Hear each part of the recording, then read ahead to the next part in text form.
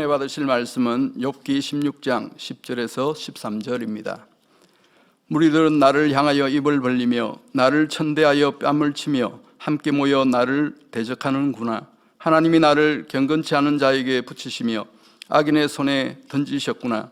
내가 평안하더니 그가 나를 꺾으시며 내 목을 잡아던져 나를 부서뜨리시며 나를 세워 관역을 삼으시고 그 살로 나를 사방으로 쏘아 인정없이 내 허리를 뚫고 내 쓸개로 땅에 흘러나오게 하시는구나.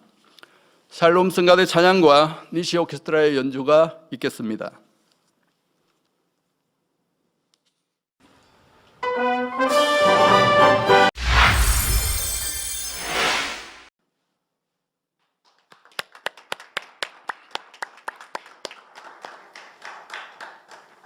장의장 직무대행이신 이수진 목사님께서 욥기 강의 41번째 원인을 자기 안에서 찾자 제하의 말씀 증거해 주시겠습니다. 피아노 연주로 영광 돌려주신 이현미 권사님 감사합니다. 광고를 들으셨는데요. 4월 9일 부활절 주일에는 대예배와 저녁 예배를 부천 체육관에서 함께 모여 예배합니다.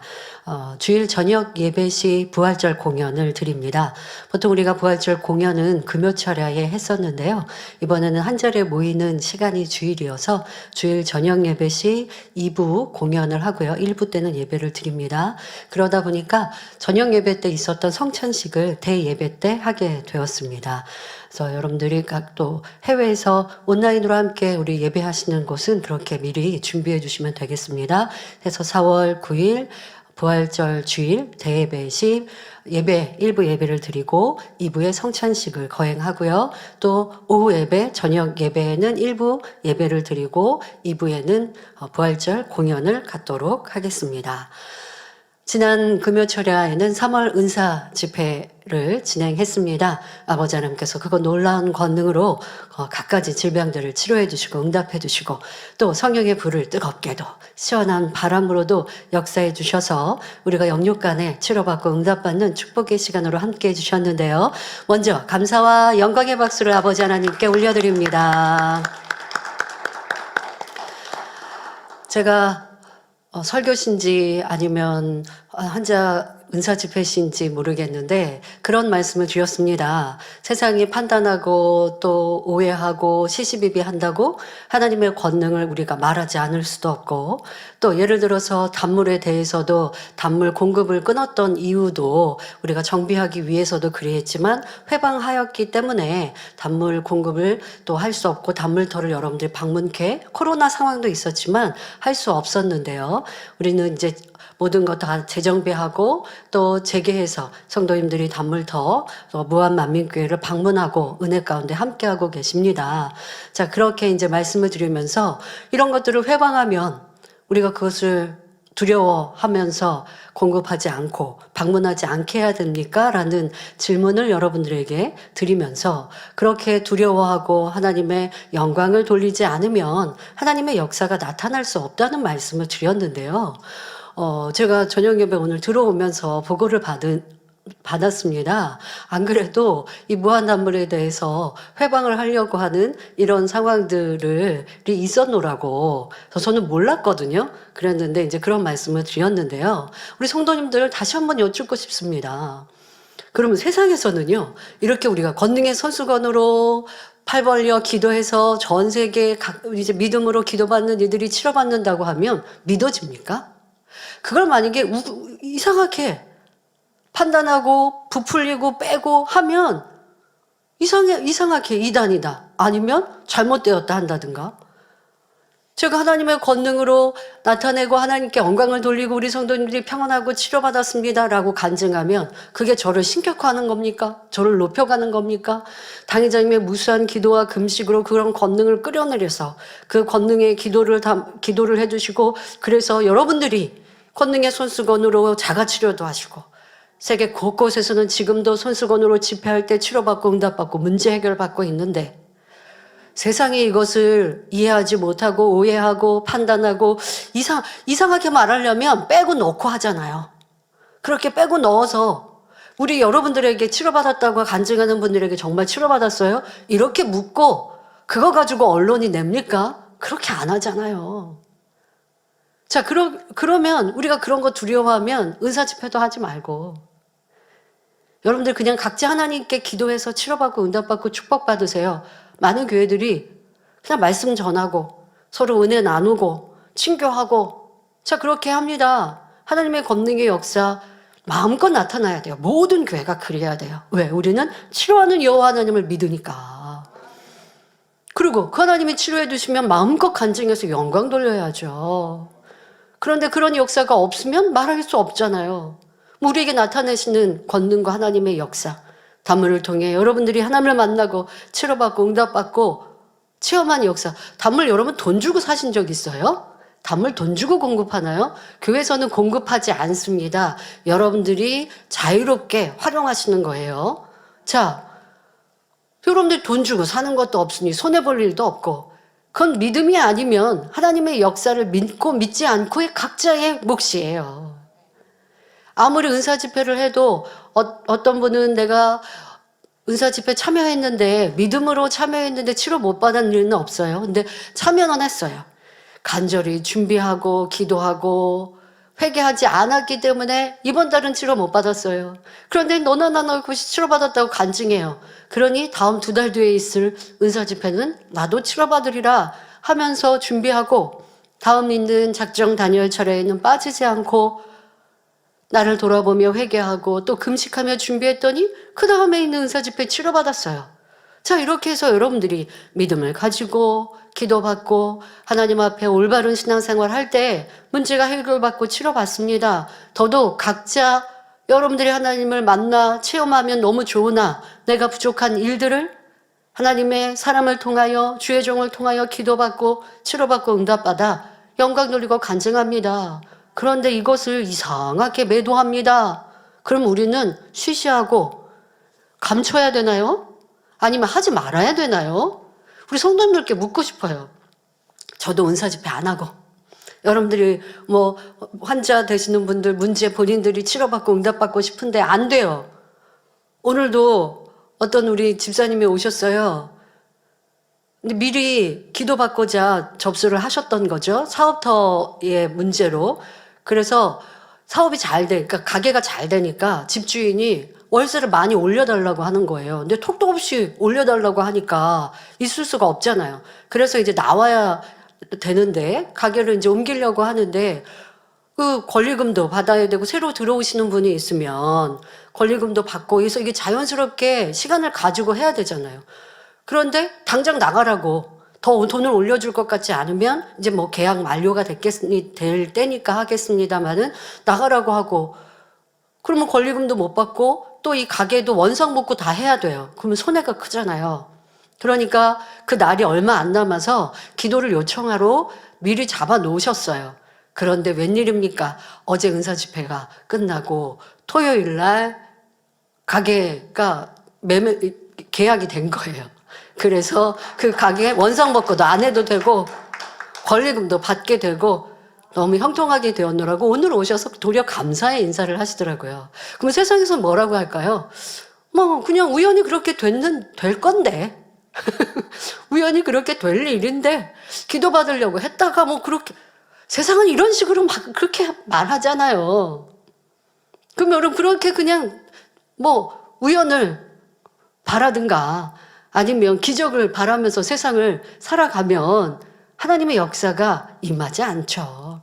하나님의 역사는 우연이 아니라 항상 우리 가운데 나타내 보이시는 살아계신 증거입니다. 그것을 인정하고 믿고 나아가면 우리의 길을 지도하시는 분이 하나님이시고 그냥 우연으로 돌리고 그랬나 보다. 아니면 저거 거짓말인데 저렇게 부풀려서 말하나? 라고 의심하면 나에게는 그런 역사를 체험할 수 없죠. 하나님은 오직 믿음으로 만나고 체험할 수 있고 이 제단은 그 믿음이 무엇인가를 가르치고 그 믿음으로 하나님을 만나도록 때로는 은사 집회를 통하여 또 하나님의 권능이 담긴 놀라운 역사들을 여러분들에게 나타내 보이고 또 함께 체험하면서 살아있는 신앙생활을 합니다. 그런데 이런 것들 안 하면 저는 편해요. 탄희점도 마찬가지셨죠. 하나님의 권능 또 영계를 보고 영안이 열려 보고 그와 같은 것들을 간증하는 일들 어떤 또 기이한 일들의 역사를 나타내고 할 때 이런 일들이 있을 때 핍박이 있을 수 있으나 이단이라 더 말할 수 있으나 아니 말할 수 없고 가려울 수 없기에 하나님께 영광 돌리고 성도들이 충만하고 더 믿음으로 뜨겁게 달려갈 수 있으니 그런 것들 두려워하지 않고 상관없이 갑니다 라고 말씀하셨던 거 기억하시죠? 그러면 여러분들 우리 이 재단에 나타난 하나님의 권능, 치료의 역사, 은사 집회 이런 것도 하지 말고 또 치료의 역사 있어도 간증하지 말고 그리고 그냥 여러분들 편안하게 쉽게 그냥 뭐라 못한 듯 술에 술 탄 듯 뭐 이렇게 그냥 쉽게 편안하게 그렇게 신앙생활 하시다가 어느 천국에 가실 건데요. 잘하면 구원 받으시고요. 하나님의 살아계신 역사 체험 없이 그러면 여러분들의 믿음이 성장합니까? 성령에 충만하여 죄를 버리고 악을 버리고 세상 타협하지 않고 좁은 길 갈 수 있습니까? 그럴 수 없어요. 주님을 분명 만났어요. 그래서 천국이 있음을 알아요. 신앙생활 시작했어요. 그런데 이 세상을 살아가다 보면 또 천국이 의심되기도 하고 하나님이 살아계신가 내 눈에 보이고 만지지 않으니까. 그런데 하나님은 크고 놀라운 권능을 통해 또 기사와 표적을 통해 내가 살아있다라고 우리에게 항상 보여주고 계시잖아요. 그것을 보고 체험한 만민의 성도들은 내 안에 있는 죄를 버리고 악을 버리는 것, 또 눈을 감고 기도할 때 하나님이 보이고 주님이 보이는 것이 아니지만 내 기도를 들으시고 응답하시는 분임을 우리는 믿고 간구하고 있는 거예요. 이렇게 우리를 이끄시는 하나님께 감사해야지 세상이 오해하고 세상이 판단한다고 여러분들이 주눅 드시겠습니까? 아니면 두려워 떨고 피하시겠습니까? 아니면 우리가 입을 뒤집어 쓰고 우리끼리만 어떻게 하겠습니까? 이 재단은 또 그럴 수도 없어요. 세계적인 재단이요. 온라인을 통하여 다 진실하게 다 밝히는 재단이기 때문에 그러다 보면 원수만 사탄 이런저런 회방을 하려 하고 하죠. 여러분들이 입을 벌려. 그것이 참여를 말해야지. 이렇게 좀 시끄러운 거 너무 싫어서 좀 나는 편하게 쉽게 신앙생활하고 싶어요. 하시면 아니 되지 않겠습니까? 혹여 그런 생각이 있었으면 나는 하나님의 그러면 권능이 나타나는 걸 꺼려하는가? 하나님의 역사가 나타나는 걸 꺼려하는가? 회개하고 돌아봐야죠. 하나님의 역사가 응답의 축복이 있는 걸 싫어할 리는 없어요. 나에게 응답과 축복이 있으면 나는 그냥 묵묵히 감사할게요. 그럼 하나님의 영광은 어떻게 돌릴 건데요? 하나님이 영광 돌리고 영광 받으셔야죠. 그리고 세상에도 세상이 오해하고 이해하지 못해도 알리고 전할 때에 육신의 생각이 깨어질 것이고 심령이 가난한 이는 구원받는 것이고 전도되는 것이죠. 그러한 역할을 감당하는 만민재단입니다. 하나님의 권능을 알리는 재단입니다. 우리는 강하고 담대히 이와 같은 역할을 잘 감당해 가시기를 바랍니다. 그래서 우리는 세상이 오해하고 판단하고 그래서 언론을 통해서나 악한 말들을 통해 핍박이 있는 것 없기를 위해 기도해야겠지만 그런 일들이 있다고 해서 여러분들이 두려워하고 하나님께 영광 돌리는 걸 하지 말자라고 우리 성도님들은 하실 리가 없고 우리 장로님들이 권사님들이 대행님 그렇게 핍박한다고 하면 언론이 이렇게 한다고 하면 그러면 우리 단물 얘기도 하지 말고 권능 얘기도 하지 말고 그러실 일꾼들이 없음을 알기에 저도 담대히 하나님의 영광을 돌리기 위해 나아갑니다. 여러분들도 더 그런 믿음으로 아버지 앞에 구하시고 그런 일들 상관하지 말고 아버지의 기뻐하시는 내 자신과 교회가 돼서 더 크게 영광 돌리자. 더 크게 영광 돌리면 원수마귀탄이 회방하면 어떻게 해요 하고 두려워하는 게 아니라고요. 더 크게 영광 돌려서 원수마귀탄이 회방하면 더 크게 영광 돌리고 더 마음껏 영광 돌리고 그것이 우리의 사명인 것입니다. 은사집회를 통해서도 치료하신 하나님께 감사를 드리고요. 또 치료받고 응답받은 성도님들도 마음껏 하나님께 영광 돌리시고 또 세상에 나아가서도 이렇게 내가 치료받고 응답받아노라고 간증하여서 더 힘차게 전도하는 우리 모두가 되시기를 바랍니다. 말씀에 들어가도록 하겠습니다. 사랑하는 성도 여러분, 지난 시간에는 욥이 하나님께서 자신을 치심으로 곤고하게 만드셨다며 문제의 원인을 하나님 탓으로 돌리는 모습을 볼 수 있었습니다.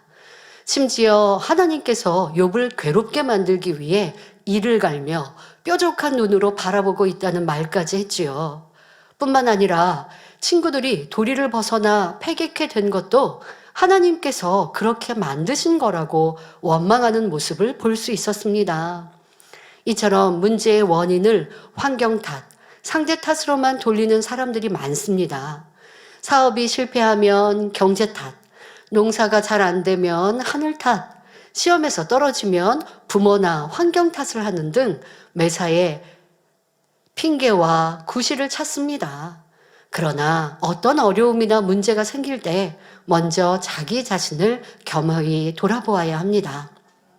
설령 억울한 일을 당했어도 나는 잘못한 게 없는데 분명히 이거는 환경 때문에 저 상대방 때문에 나는 이런 어려움을 당했어 라고 하는 억울한 일을 당했다 할지라도 남을 탓하기 이전에 자신부터 점검해 보면 부족함을 발견하여 개선할 수 있고 하나님께서 합력하여 선을 이루어 주실 수 있습니다.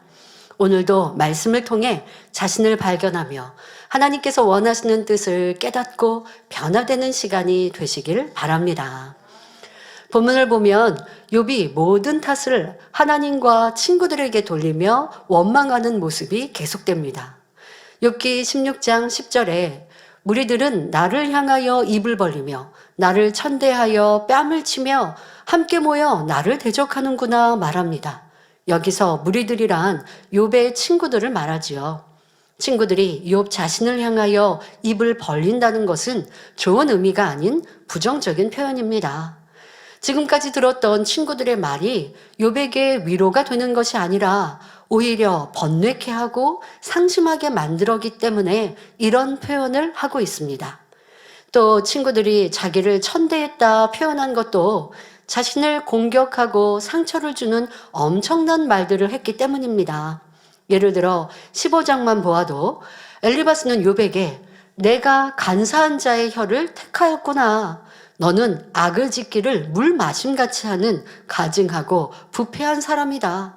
너는 악인이요 강포자다. 너는 하나님을 대적하며 교만하여 전능자를 배반하였다. 너는 사곡한 사람이므로 결실이 없고 뇌물을 받았기 때문에 장막이 불탈 것이다 등등 판단, 정죄를 넘어 저주의 말까지 했습니다. 그러니 욥은 친구들이 자신을 향해 입을 벌린다라고 말하는 것입니다. 또 욥은 친구들이 뺨을 치며 자신을 대적한다고 말하는데 친구들이 실제로 욥의 뺨을 친 것은 아니었지만 욥이 뺨을 맞은 것 같은 모욕과 고통을 받고 있음을 나타내는 말이지요. 보통 세상에서도 상대가 상상하지 못할 엉뚱한 말을 했을 때 내가 뺨을 맞았다라고 표현하기도 합니다. 또 어떤 모욕스러운 일을 당했을 때 침뱉음을 당한 것 같은 수치감을 느낀다고 말하지요. 욥은 친구들의 말을 들을 때 매우 모욕스러웠고 고통이 극에 달했으므로 친구들이 자기를 천대하여 뺨을 친다고 표현하고 있는 것입니다. 아직도 욥은 현재의 낮아진 위치가 아닌 옛날 영화로웠던 시절을 생각하고 있습니다. 전에는 친구들이 자기를 우러러보고 사랑해 주었는데 지금은 너무나 우습게 보는 것 같고 괄시하는 것처럼 느껴졌지요. 지금의 자신의 처지를 보지 못하고 옛날 생각을 하고 있기 때문에 친구들이 자신을 대적하는 것처럼 느끼는 것입니다. 그러니까 친구들이 자기를 모욕적인 말과 또 찌르는 말을 하면 당연히 고통은 당합니다마는 겸비한 자세를 가지면 그 말 속에서 나를 돌아보는 자세를 가질 수 있어요. 그런데 욥은 지금 예전에 내가 영화스러웠다. 이렇게 잘 나갔던 그때를 생각하고 그때 친구들이 자기를 귀히 여겨줬었는데 지금은 나를 어떻게 이렇게 괄시해 라고 하니까 더 속상해지는 거예요. 그러니까 겸비한 자세를 가지면 그러면 내가 무엇이 부족했지? 잘못되었을까? 상대방이 왜 저렇게 나에게 인상을 쓸까? 하고 나를 돌아보는 자세가 될 수 있는데 그게 아닌 모습 또 과거에 잘 나갔던 모습 그것과 자꾸 대비하며 생각하니까 그때는 나에게 친구들이 이렇게 잘 대해줬잖아. 그런데 지금은 왜 저렇게 행동해? 나의 변한 현재의 모습과 악을 바라고 있는 자기의 모습은 돌아보지 않고 상대가 전과 지금이 달라. 이렇게만 생각하고 있는 거예요. 친구들이 전에는 나를 이렇게 소중히 여겨줬는데 지금은 나를 이렇게 천대하잖아. 이 행동만 보고 있지 현재의 자기가 낮아진 모습, 어려워진 모습, 고통당한 모습, 또 내가 악을 바라고 있는 이 모습은 보고 있지 않으니 더 고통을 스스로 당하고 있다는 것입니다. 이는 친구들에게뿐만 아니라 하나님에 대한 욥의 느낌도 마찬가지입니다. 친구들, 또 하나님께 대해서도 욥은 이렇게 스스로 하나님이 예전에는 이리 하셨는데 지금은 이리 하신다라고 자기의 달라진 모습이 아니라 친구와 하나님이 이렇게 나에게 다른 모습으로 대하고 계셔라고 말하고 있습니다. 앞절 욥기 16장 9절에서 욥은 하나님을 오해하여 그는 진노하사 나를 찢고 군박하시며 나를 향하여 이를 갈고 대적이 되어 뾰족한 눈으로 나를 보신다 말했지요. 욥은 예전에 사랑받고 축복받았던 것과는 너무나 동떨어진 현실 속에서 주눅이 들어있기 때문에 괜히 하나님이 날카로운 눈으로 보는 것 같고 자기를 찢고 군박하며 이를 가는 것 같이 느끼는 것입니다. 여러분 중에도 살아오면서 이런 상황을 경험한 분들도 있을 것입니다. 만일 여러분이 사업하다가 부도가 나거나 갑자기 직장을 잃고 어려운 처지에 놓여 있다고 합시다. 이때 주변 사람들이 은근히 나를 괄시하는 것 같고 피하려고 하는 것처럼 느껴집니다. 상대의 마음은 그렇지 않은데 스스로 자격지심 가운데 상대를 예전과 같지 않다고 느끼며 오해, 판단하여 고통 속에 지내는 경우가 많이 있습니다. 그 전에 내가 잘 나갈 때는 나에게 잘해주는데 지금은 나에게 대하는 눈빛과 행동과 말이 달라졌어. 이렇게 자기 스스로가 느끼는 것입니다. 다른 예로 직장에서 같이 평사원으로 있던 동료가 어느 날 승진을 했다고 합시다. 나는 아직도 말단인데 동료는 먼저 승진을 해서 부럽기도 하고 왠지 마음이 씁쓸해집니다. 그런데 승진한 동료가 왠지 나를 무시하는 것처럼 느껴져서 힘이 빠지고 일할 의욕까지 상실하죠. 그러니까 상대방이 그렇지 않은데 내 스스로 자격지심으로 그렇게 느낀다는 것입니다. 또 학생들의 경우 친구는 좋은 대학에 합격했는데 자신은 재수하게 되었을 때 마음이 어떠합니까? 친구는 예전과 동일하게 나를 대하는데 내 느낌 가운데 친구가 왠지 나를 얕보는 것 같아서 친구를 멀리 한다면 이 또한 나의 판단이며 자격지심이지요. 그러할 때는 조그만 말 한마디로도 상처를 받아요. 상대는 그런 의도가 아니었는데 내가 그렇게 판단하고 오해하는 것입니다. 여러분 삶의 이러한 모습들을 고치셔야 해요. 상대가 나에게 일부러 상처를 주려고 찌르는 말과 표정과 행동을 한다고 할지라도 선한 마음을 가지면 그런 것과 상관없어야 돼요. 선한 마음인 사람은 그래요. 은사집회 막달라 마리아가 그랬다니까요. 상대방이 나를 무시해도 내가 저 사람이 나를 이렇게 무시해? 나를 이렇게 괴롭혀? 라고 생각하는 것이 아니라 그러니까 그런 눈빛과 그런 거에 상처를 받을 필요가 없는 거예요. 그런데 내 안에 자존심이라는 것, 나를 사랑하는 마음이 있으니까 도리어 오해해서 상대의 눈빛과 말에 상처를 받고 나를 무시한다? 나를 이렇게 업신여긴다? 그러는 것, 그러지 맙시다, 여러분. 그렇게 고통을 자초하지 맙시다. 말씀드린 것처럼 일부러 상대가 나를 괴롭혀도 우리는 선한 마음으로 그 괴롭힘을 당한다라고 생각하지 마세요. 괴롭히는데 어떻게 해요? 내가 더 선을 행하면 되는 거예요. 다른 사람 보는 눈하고 나를 보는 눈이 다른데요. 뾰족한 눈으로 보는데요. 욥은 하나님이 뾰족한 눈으로 안 보셔도 뾰족한 눈으로 본다고 판단하고 있잖아요. 내가 그렇게 느낄 필요가 없어요. A라는 사람한테 대하는 거랑 나한테 대하는 말투가 다른데요. 그거는 제3자도 그래요. 그러니까 내가 속상하면요. 다른 사람한테 봐봐. 나한테 말하는 거 저 사람한테 말하는 말투가 다르지? 꼭 이렇게 또 확인하려고도 하고요. 내가 느끼는 걸 상대방도 같이 공감하자고 그렇게 대화하기도 하는데 왜 그렇게 상처를 스스로 받으려고 합니까? 나에게 다른 표정과 다른 어투로 말하면 나는 상대방을 섬겼는가? 내가 실수한 건 없나? 아니면 내가 덕이 없어서 그래야 한가? 내가 너무 이렇게 혹여라도 그냥 굽신굽신거리는 이런 모습에 나를 하대하는가? 그렇다고 고개를 뻣뻣하게 드는 교만함을 가지라는 것이 아니라 그만큼의 덕이 부족한가? 이렇게 여러분들 스스로를 만들어가고 진리 안에서 나를 살피시면 되고요. 상대방이 나를 업신여긴다고 해서 내가 낮아지는 게 아니에요. 아버지 앞에, 진리 앞에 낮아지면 아버지는 높이시는 거기 때문에 이렇게 하나님 말씀으로 적용하는 우리가 되어주시면 좋겠습니다. 욥은 지금 자격지심으로 친구들과 하나님에 대해서 오해하고 판단하고 고통을 자초하고 있습니다. 자, 성경에서도 이러한 예를 찾아볼 수 있습니다. 야곱의 아내 레아와 라헬은 친자매였습니다.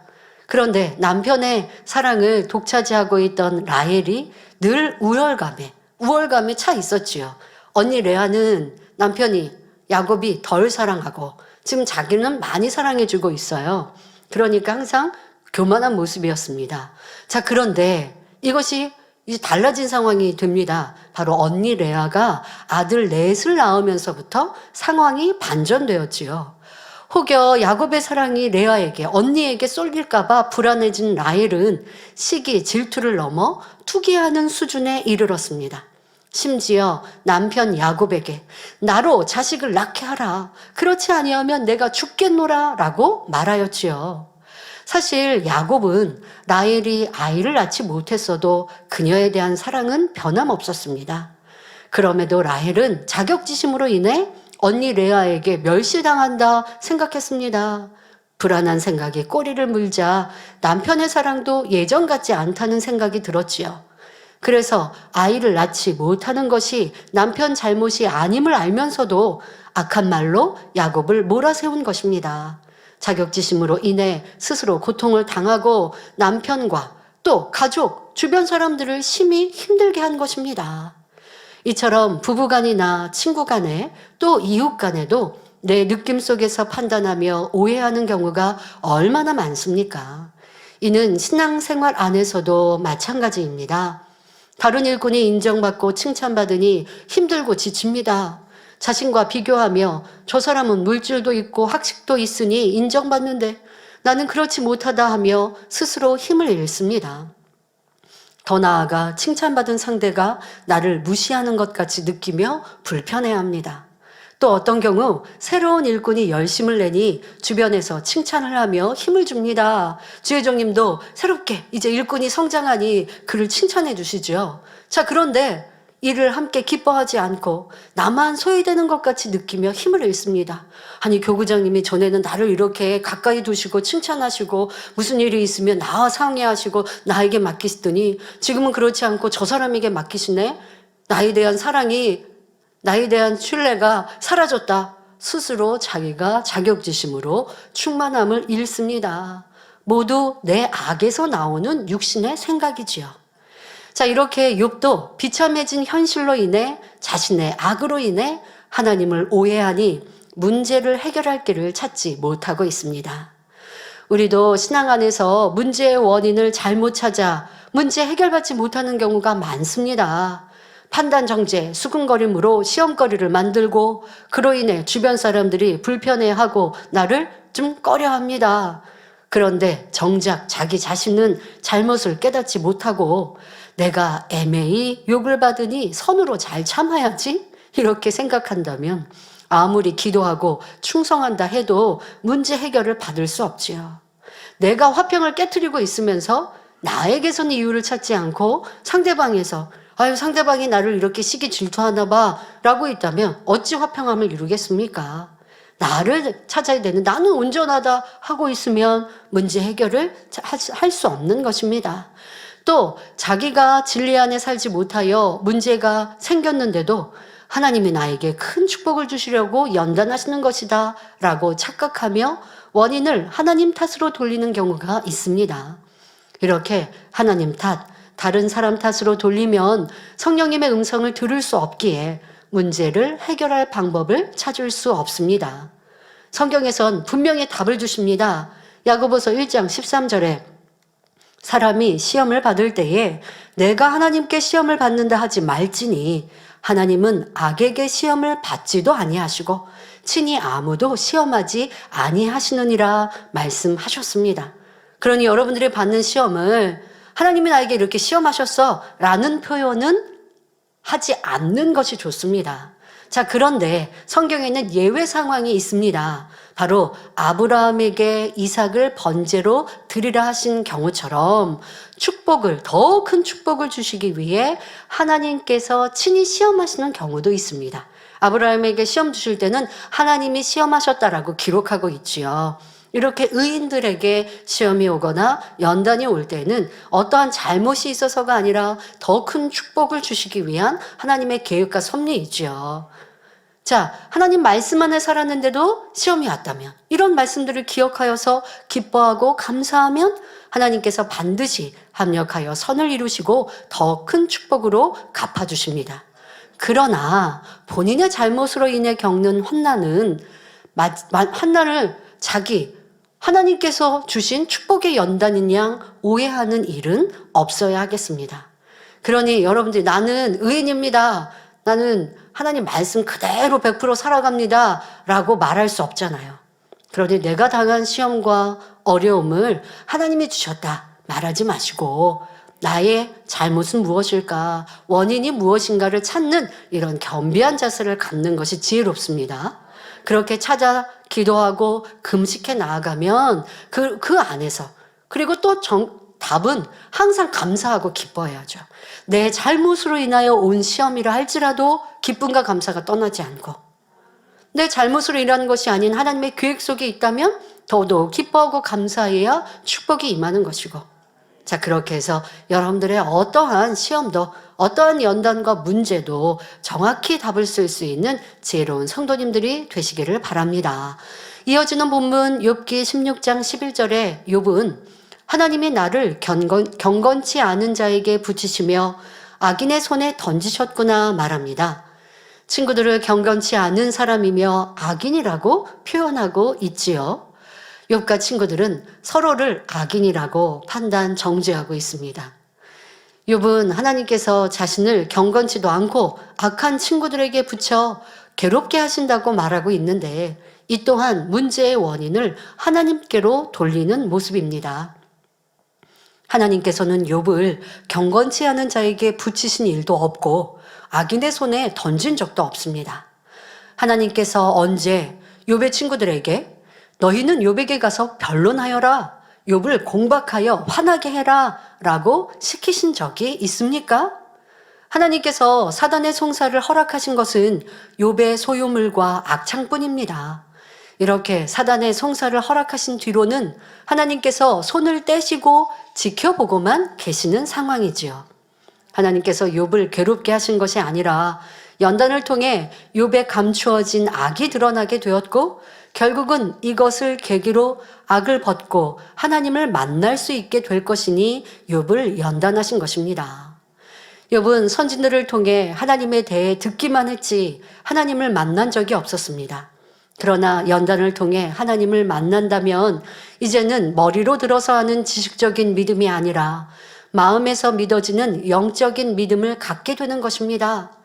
단지 하나님에 대해 들음으로써 하나님을 경외하는 신앙과 직접 하나님의 전지전능하심과 사랑을 체험함으로써 하나님을 믿는 신앙은 큰 차이가 있습니다.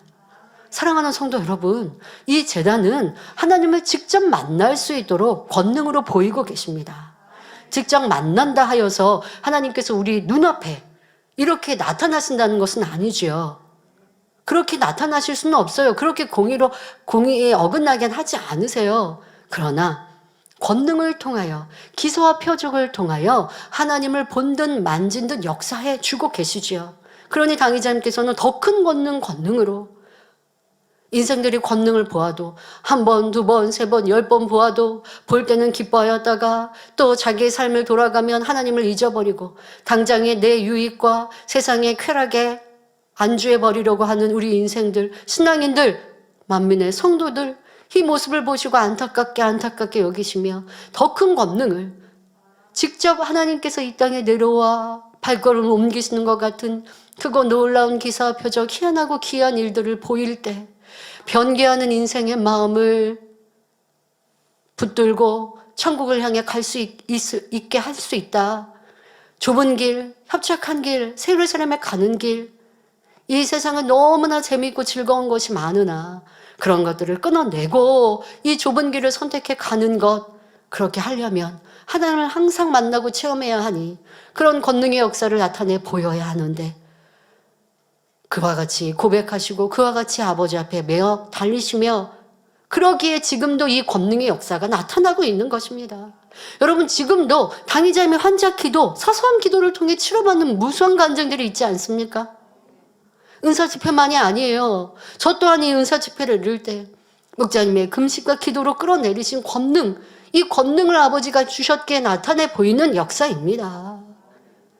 여러분들이 이렇게 하나님을 본 듯 만진 듯 살아있는 신앙생활을 하고 있으니 얼마나 감사합니까? 하나님 앞에 경건한 삶을 살았던 욥이라 할지라도 직접 하나님을 만나고 체험하는 역사가 없었으니 연단을 만날 때에 하나님을 원망하지 않습니까? 여러분들은 하나님의 살아계심을 무수히 보고 체험하였습니다. 이 욥이 하나님을 만나지 못한 것처럼 신앙생활하는 거 아니에요, 여러분들은. 욥이 하나님을 만나서 돌변한 것처럼 그런 신앙생활을 하고 있어요. 그런데 우리는 욥이 하나님을 원망했던, 하나님을 직접 만나기 전 원망했던 모습과 같이 살아간다면 아버지 하나님께서 얼마나 안타까워하시겠습니까? 권능이 나타나면 기뻐하고 즐거웠다가 또 핍박을 당하면 힘들고 지쳐했다가 하나님의 역사를 말하지 않으면 조금 편하고 쉽게 신앙생활할 수 있으면 그 길로 가야 합니까? 하나님을 만나고 체험하고 힘차게 뜨겁게 달려가야죠. 이런 살아있는 신앙 주심에 감사해야죠. 그러라고 우리에게 주신 이 권능과 기사와 표적, 이 살아있는 신앙생활을 할 수 있는데 왜 죄를 버리고 악을 버리지 못하겠습니까? 이러한 모습들, 그러니 우리가 연단을 자초하는 거예요. 연단이 길어지는 거예요. 왜 우리 이 연단을 아버지가 빨리 해결해 주시지 않습니까? 할 게 없는 거예요. 그런데요, 저는 우리 성도님들의 간증을 여러 채널을 통해 듣고 또 알죠. 어떤 성도님은요 그런 말씀을 하세요. 저는요 지금까지 신앙생활을 하면서 최근에 1년이 가장 뜨겁고 충만한 신앙생활입니다. 가장 믿음이 좋은 신앙생활입니다. 그런 성도 있으면 저는 너무 행복한 거예요. 이 연단의 때라 할지라도 내 죄악을 벗고 하나님께 더 나아가고 기도했더니 어느 때보다도 더 성령 충만한 신앙생활, 응답 받고 치료받는 신앙생활, 매 순간순간 하나님을 만나는 신앙생활을 하는 거예요. 그런 분들은 연단이라 느끼지 않는 것이죠. 그러나 하는 연단이어서 힘들어요, 어려워요, 이 연단이 언제 끝날까요? 합니까? 욥이 연단을 자초하는 것처럼 나는 연단을 자초하고 있지 않는가 생각해 보며 이제 하나님을 만나고 체험한 이 은혜를 감사하고 더 나를 돌아보고 매사에 나를 인정하며 변화되는 우리가 되어야겠습니다.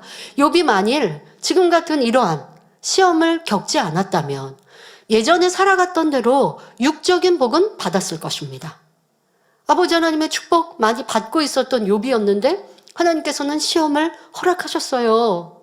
그리고 시험을 만나니 막 속에 있었던, 저 묵혀 있었던, 알지 못했던 이런 악이 막 드러났습니다. 막 드러나니까 야, 이거 지금 욥의 신앙생활 다 망쳐버렸다. 이 시험이 와가지고 아유, 저는 이제 큰일 났다. 아니잖아요. 결과를 보면 축복이었다라고 여러분도 아시잖아요. 아버지 하나님은 그것을 아시기 때문에 지금 시험 중에 악이 드러나더라도 그래도 그 전에 육적인 복을 받았을 때보다 더 큰 참된 복을 주시기 위해 이와 같이 허락하고 계시는 겁니다. 자, 시험이 없었으면 그냥 전에 받았던 복이 유지됐겠죠. 왜요? 욥의 행함을 보면 하나님 앞에 성실하게 번제를 드리며 이웃에게 덕과 선을 베푸는 삶을 살았습니다.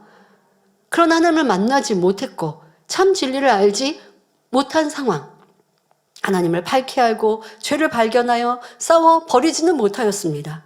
그러나 이렇게 시험을 통하여서 이제 자기의 악이 드러났습니다. 악이 드러날 때는 고통스러워요. 시험을 올 때는 너무 힘들어요. 이제까지 내가 신앙생활한 게 무너지는 것 같이 욥도 보이지 않습니까? 그러나 이 과정을 통해 참 성결을 얻을 수 있기에, 참 자녀가 되어질 수 있기에 이것이 진정한 복입니다. 그 전에 시험이 오기 전이었다면, 성결되지 않았기에 그 복은 영적인 복, 참된 큰 복은 아닌 것이죠. 그러나 욥은 시험을 겪은 후 죄성을 발견하고 온전히 벗어버림으로써 진정한 축복을 받을 것이기에 하나님께서 시험을 허락하신 것입니다. 영혼이 잘 되어야 이 땅에서도 더 큰 축복을 받을 뿐 아니라 천국에서 해와 같이 빛나는 자리에 들어갈 수 있기 때문이지요. 그리고 하나님께서 시험을 허락하셨을 때, 그런데 여러분들 중요한 게 있습니다. 시험을 허락하셨을 때 이 시험이 빨리 끝나느냐, 계속되느냐, 연단을 크게 받을 것이냐, 작게 받을 것이냐는 각 사람의 마음에 달려 있습니다. 얼마나 선하고 악한가에 따라 달라진다는 것입니다.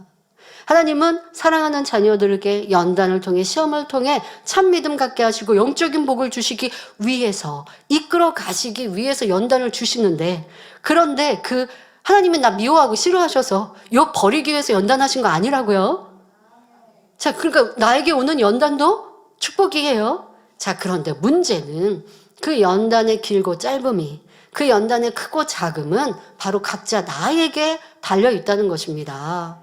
악이 많이 있다면 시험이 왔을 때 그 악을 드러내게 되니 시험이 오래 가고 연단이 길어집니다. 반대로 마음이 선하여 내가 어떤 형편에 있다 하더라도 믿음을 내보이고 기뻐하며 기도하고 감사하며 변치 않는 충성으로 하나님을 기쁘시게 해 나가면 결과는 어떻게 될까요? 하나님께서 신속하게 원수마귀 사단의 진을 깨트리고 축복을 주십니다. 하지만 많은 성도들이 시험이나 연단 중에 참 믿음을 내보이지 못하고 불평, 원망하며 미워하고 다투는 등 악을 바라기도 합니다. 여러분, 우리 성도님들의 신앙과 모습만 보더라도 핍박이 있고 어려움이 오면 내 믿음을 잃고 충만함을 잃습니다. 그런데 또 우리 성도님들은 하나님을 만났기에 회개하고 돌이키고, 그래서 내가 연단할 때 기쁨과 감사가 없었구나 하고 여러분들이 이제 더 충만한 신앙생활로 바뀝니다. 그러면 충만한 신앙생활로 달려가니까 시험을 통과한 건가요? 아니에요. 시험을 통과하지 못했기 때문에 지금 회복하였어도 또 시험이 와요. 근데 또 시험이 왔을 때 이기면 이제 안 오나요? 어떤 경우는 2번, 3번. 이겼는데도 2번, 3번 다시 옵니다. 3번째까지 온전히 통과하면 그 다음은 승리한 것이기에 축복이 임하는 것이죠. 그런데 시험이 왔어요. 근데 내가 졌어요. 불평하고 원망했어요. 그런데 시간이 지나서 이거 잘못이구나 하고 회개했어요. 그러면 시험에 이긴 게 아니에요. 진 거예요. 그리고서 다시 회복했어요. 자, 그러면 시험이 와요. 시험이 왔는데 또 충만함을 잃었어요. 그러다가 시간이 지나면 또 회개해요. 이거 시험 이긴 게 아니에요. 이렇게 해서 반복하면 발전된 신앙생활이 될 수 없어요. 여러분들의 연단할 때 나는 어떠했던가? 불평하고 원망했던 모습이 회개하고 돌이키고 그 다음에 어려움이 오니 기뻐하고 감사해서 이제 시험을 통과했는가? 아니면 기쁨과 감사가 없어서 회개하고 돌이켰어요. 근데 다음에는 또 다른 모양으로 시험이 옵니다. 똑같은 모양으로 오면 이길 수 있고 승리할 수 있을 것 같은데 다른 모양으로 시험과 연단이 와요. 원수마귀 사단이 그렇게 호락호락하게 시험 주지 않거든요. 가장 내게 취약한 부분, 어려운 부분, 이런 부분으로 공격한다고요. 자, 그럴 때 내가 또 넘어졌어요. 판단 정죄 얘기를 들으니까 내가 또 판단하고 정죄했어요. 그럼 졌잖아요. 그러면 또 회개하고 돌이켰어요. 그리고 내 생각을 바꿨어요. 그런다고 승리한 게 아니에요. 진 거예요. 또 다음에 수근수근한 얘기를 들었어요. 그러니까 그런가? 하고 또 판단했어요. 또 진 거예요. 이렇게 하면 믿음의 성장할 수 없으니 응답과 축복을 받기가 더디지요. 그러면 연단이 반복적으로 오는 거예요. 그거는 누가 문제예요? 내가 승리하지 못했으니까. 그러니까 통과하지 못하니까 그 자리에서 계속하여 받고 있는 이 어려움과 시험, 그러니까 내가 자초한 거죠. 하나님이 주셨다 말할 수 없는 내가 자초하고 있는 이런 모습들도 돌아보고 이제 성장하는 우리가 돼야 할 것입니다. 우리 성도님들이 연단할 때에 정답을 쓰지 못하고 악을 바랍니다. 또 시험에 듭니다. 그러나 이때도 우리 하나님께서는 각 사람이 연단을 통해 변화되기까지 참고 또 참아주시는 분입니다. 성도들이 연단을 통해 악이 드러났더라도 결국 깨닫고 변화되기를 바라시며 기다려주시지요. 이런 사랑의 하나님, 우리 그런 시간 보았죠. 연단할 때 내가 오답을 썼어요. 틀린 답을 썼어요. 그러니 하나님께서 나를 내쳐버리시나요? 아닙니다. 욥과 같이 연단을 받고 있는데 지금 계속 틀린 답을 쓰고 있잖아요. 그런다고 하나님이 싫다 하지 않으시죠? 때로는 두고 보십니다. 왜? 저 깊은 악을 다 드러내서 발견해야 하기에. 아버지의 마음도 안타까우시지만 우리를 바라보십니다.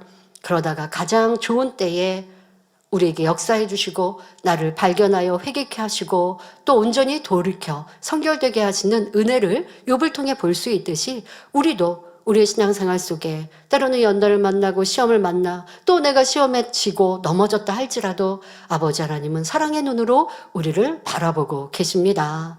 그러나 우리는 계속하여 그렇게 안타까운 모습을 보이면 안 되겠고요. 온전히 승리하는 사람이 되어야 하죠. 그런데 그런 승리하기까지 부족할지라도 또 응원하시는 사랑의 주님이 계십니다. 자, 이런 사랑의 아버지 하나님께서는 성도뿐 아니라 세상 사람들에 대해서도 오래 참고 기다려 주십니다. 만일 사람이 죄를 지었을 때 하나님께서 즉각 심판하신다면 이 세상에서 살아남을 사람은 아무도 없을 것입니다. 그러나 하나님께서는 오래 참고 기다리시며 많은 기회를 주시지요. 죄악이 관영하여 결국 돌이킬 가망이 없을 때 그때 심판으로 역사하시는 것입니다. 예를 들어 가나안 땅 거민들의 경우 하나님께서는 온갖 죄악으로 물든 그들을 400년 동안이나 참으시며 기다리셨습니다.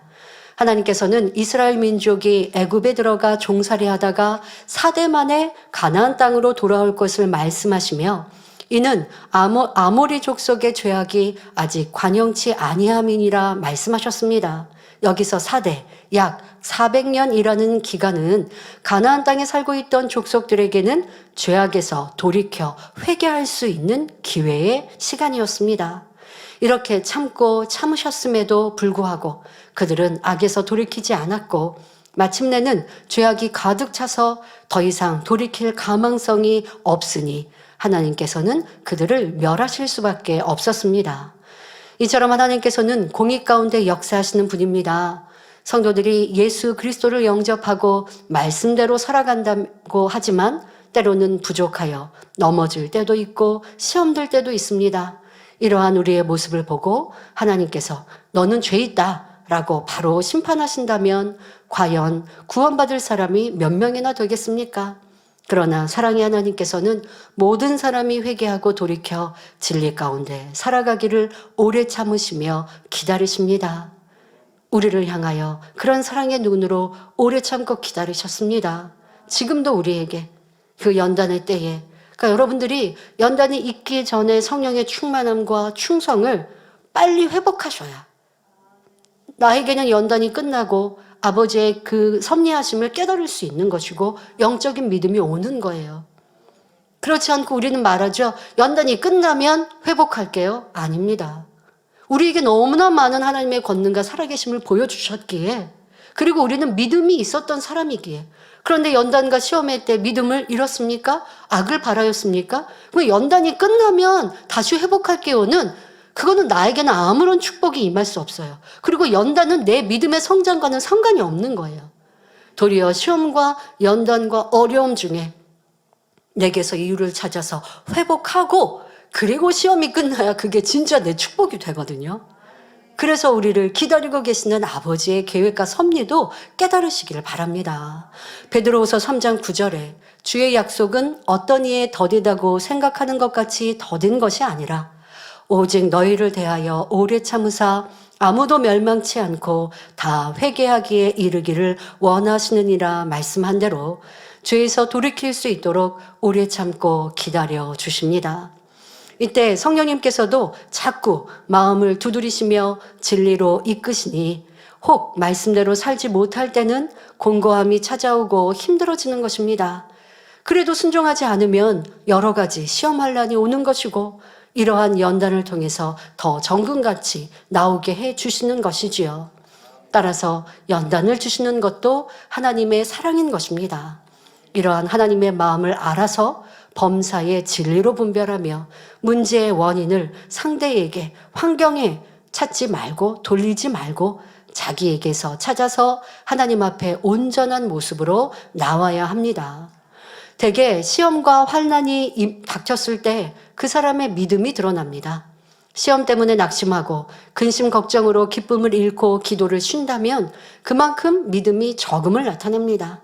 반대로 기뻐하고 감사하며 기도 가운데 부족함을 발견하여 온전히 채움으로써 하나님 보시기에 합당한 그릇으로 나온다면 하나님께서 반드시 문제를 해결해 주시고 축복으로 갚아주십니다. 만일 내가 하나님을 사랑하고 말씀 안에 살았는데도 문제가 생겼다면 하나님께서는 이것을 통해 하나님을 만나는, 또 더 하나님께로 가까이 가는 축복을 주시게 되는 것이지요. 그러나 욥은 이러한 하나님의 사랑을 헤아리지 못함으로 원망과 오해가 끝이 없습니다. 만일 처음에 친구들이 욥에게 권면했을 때 욥이 그래, 너희들의 말이 옳다. 나에게 시험할 난이 온 것은 분명히 나에게 원인이 있을 것이다. 내가 너희들의 말대로 기도하면서 하나님 앞에 나의 잘못을 발견하겠다라고 대답했다면 친구들이 욥을 그처럼 공박했겠습니까? 욥이 스스로 의롭다 하며 친구들을 무시하고 하나님을 대적해 나가니 친구들이 감정이 나서 욥을 공격하게 된 것이지요. 만일 욥이 친구들의 권면을 받아들였다면 친구들은 욥을 더 사랑하고 위로해 주었을 것입니다. 결국 하나님이 욥을 친구들 손에 붙이신 것이 아니라 욥이 악 속에서 스스로 그 자리에 빠져들었던 것입니다. 성도님들, 여러분들의 삶에 이렇게 고백하거나 생각하는 분들 있을 수 있어요. 아, 나를 괴롭히는 저 사람에게 하나님이 나를 왜 붙이셨을까? 왜 옆에 저 사람이 있어서 나를 괴롭게 하실까? 그런데 결국 그렇게 말씀하세요. 아, 저 사람으로 나를 발견케 하시는구나. 그런데 이 또한도 그 사람이 악하다라고 내가 정죄하고 있는 것이라는 것도 생각해 보아야 하죠.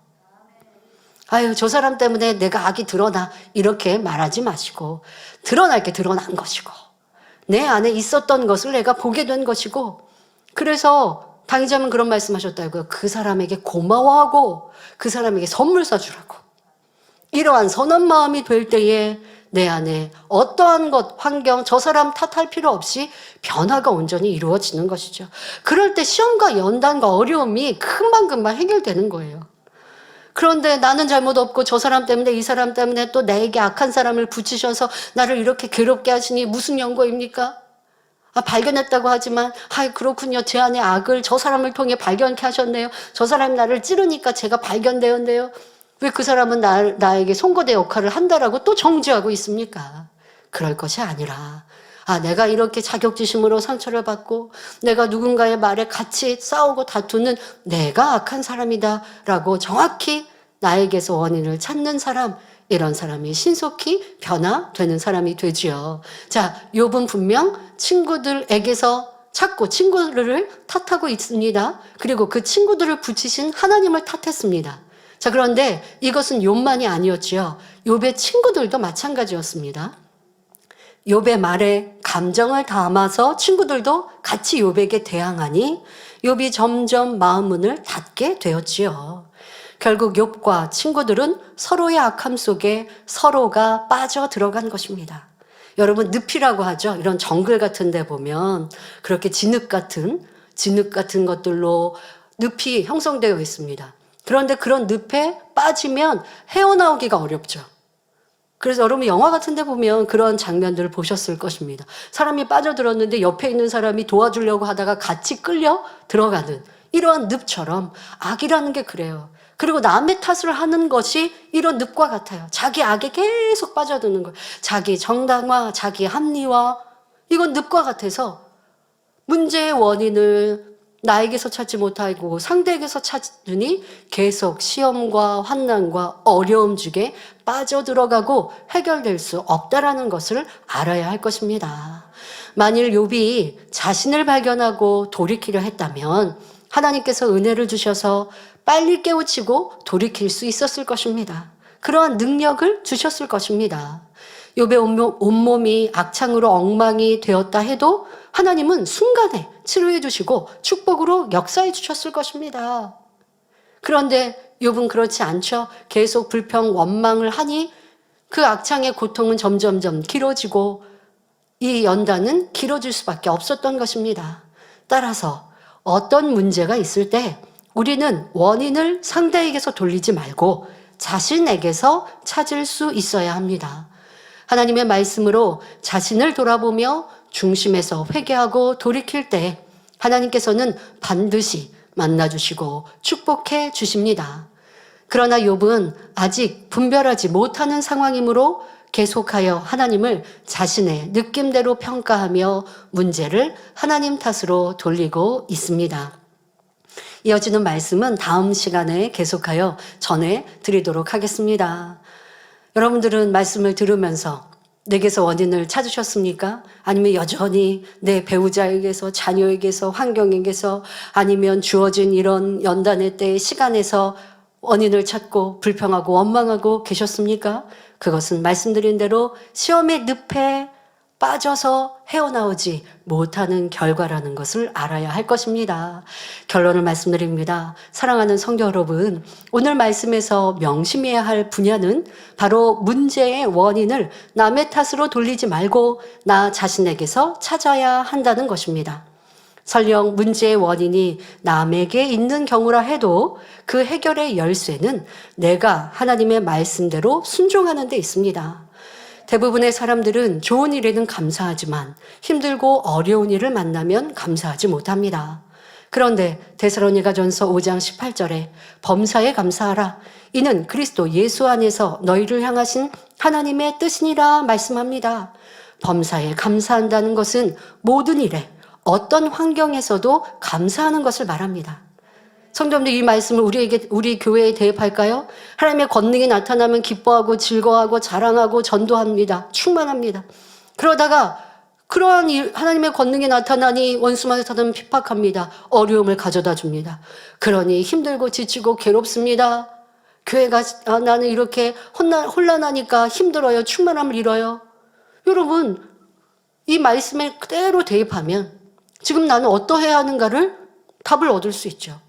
하나님의 권능이 나타나 성령 충만했던 것처럼 하나님은 지금도 변함없이 역사하시며 기뻐하고 감사해야지. 세상에 오해하고 판단한다고 내 충만함을 잃고 열심을 잃고 그것을 교회 탓이라 한다면, 연단의 때 때문에 그러한다면 그러면 하나님의 축복은 온데간데 없이 사라지지 않는가? 좋을 때는 기뻐하고 어려움이 올 때는 불평하고 원망하는 이런 출애굽 1세대와 같지 않은가? 나를 돌아보고 여러분들에게 온 시험과 연단을 해결해 가시기를 바랍니다.